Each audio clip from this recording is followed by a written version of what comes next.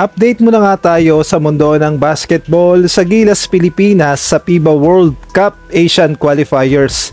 Gilas Pilipinas walang sinayang na panahon, practice kaagad paglapag sa Guam. Samantalang si Dwight Ramos may matinding sinabi patungkol kay Juan Gomez Diliano.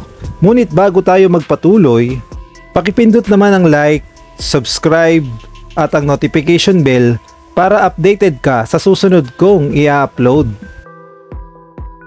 Wala na ngang pahipahinga o jetlag para sa Gilas Pilipinas at pagkalapag sa Guam ay diretso na kaagad sa practice dahil 2 days na lang at magsisimula na ang kanilang laban kontra nga sa Guam at kailangan talagang manalo ng Gilas Pilipinas sa Guam ng 2 beses dahil dito nga nakasalalay ang kanilang magiging standing sa FIBA World Cup Asian Qualifiers dahil ang format nga sa first round ay kailangan makapasok ang Gilas Pilipinas sa Final 12 at kailangan ay magtapos sa 3rd place man lang upang umusad naman sa FIBA World Cup 2027 na gaganapin sa Qatar. Kaya naman mabigat na hamon at mabigat talaga na laban ito para sa Gilas Pilipinas at hindi dapat minamaliit din ng Guam dahil hindi nga alam ng Gilas kung ano ang pwedeng gawin ng Guam once na nagkaharap sila. At bukod nga sa Guam ay kailangan ding paghandaan ng Gilas Pilipinas ang New Zealand at ang Australia. Sa second window naman ito sa susunod na taon.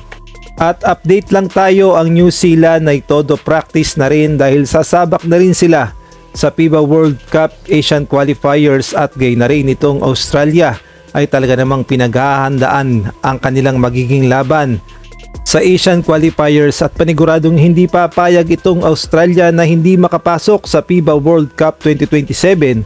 Kaya naman mabigat na laban talaga ito para sa Gilas Pilipinas at sana makalusot tayo at makapasok man lang sa 3rd place para umusad tayo sa World Cup.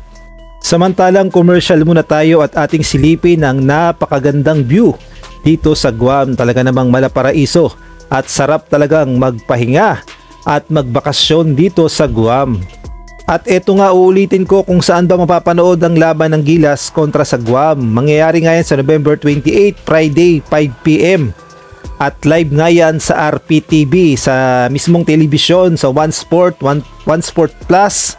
At live din sa YouTube ng One Sport at pwede rin sa PBA Rush sa mga application at gayon na rin sa Pilipinas Live sa cellphone application at meron din yan sa mga Facebook Live kaya naman abang-abang. Samantalang sa ibang balita naman may sinabi nga itong si Dwight Ramos sa hindi pagkapasok ni Juan Gomez Diliano sa Gilas Pilipinas at ang sabi nga ni Dwight Ramos patungkol nga dito kay Juan Gomez Diliano na para sa kanya nga ay deserve makapasok sa Final 12. Ang sabi nga daw ni Dwight Ramos sa report na rin ng Pilipinas Basketball na nadismaya daw dahil hindi nakapasok sa Final 12 at kinukumpara niya itong si Juan Gomez Diliano sa prime na James Harden na napakaganda ng galawan dahil meron daw step back, left-handed, scoring, all-around skills. Ngunit naniniwala daw si Dwight Ramos na darating ang tamang panahon at mapapasama rin sa lineup itong si Juan Gomez Diliano. Ngunit para naman kay Juan Gomez Diliano ay una ay nalungkot daw siya dahil hindi siya napasama sa lineup ni Coach Tim Cone. Ngunit nire-respeto naman daw niya ang naging desisyon ni Coach Tim Cone at kahit daw anong oras ay tawagan siya ng SBP ay handa siyang maglingkod para sa bayan at pumunta sa Gilas Pilipinas call up.